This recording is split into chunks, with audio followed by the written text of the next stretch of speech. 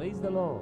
யாக்கோபு 1ஆம் அதிகாரம் 5ஆம் வசனம் சொல்லுகிறது, உங்களில் ஒருவன் ஞானத்தில் குறைவுள்ளவனாய் இருந்தால் யாவருக்கும் சம்பூரணமாய் கொடுக்கிறவரும் ஒருவரையும் கடிந்து கொள்ளாதவருமாகிய தேவனிடத்திலே கேட்க கடவன், அப்பொழுது அவனுக்கு கொடுக்கப்படும். யாக்கோபு இந்த நிருபத்திலே ஒவ்வொரு தேவனுடைய மனிதனுக்கும் விசுவாச பரீட்சை சோதனைகள் நியமிக்கப்பட்டிருக்கிறது. ஆம், அதை எதிர்கொள்ள வேண்டும்.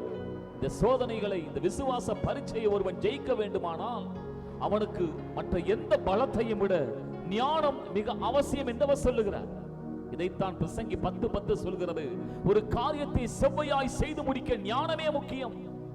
ஒரு இரும்பு ஆயுதம் கூர்மையாய் இருந்தால் எதையும் எளிதாய் வெட்டி வீழ்த்திவிடும். அதே இது மழுங்கலாய் இருக்கும் பொழுது அதிக பலத்தை பிரயோகிக்க வேண்டியதாய் இருக்குமே. அதே போலத்தான் ஞானம். ஞானம் இருக்கும் பொழுது ஒரு காரியத்தை எளிதாய், விவேகமாய், வேகமாய் செய்து முடித்து விடலாமே. இந்த நாளிலும் கூட அந்த ஞானத்தை ஆண்டவர் சம்பூர்ணமாய் நமக்கு தருவேன் என்று வாக்கு பண்ணுகிறார். பிரியமானவர்களே, இது புது உடன்படிக்கை ஆசீர்வாதம்.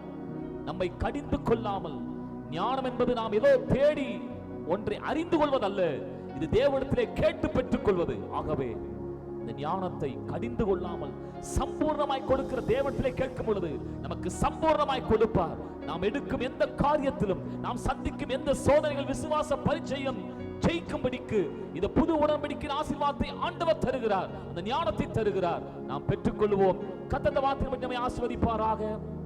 ஆமென்.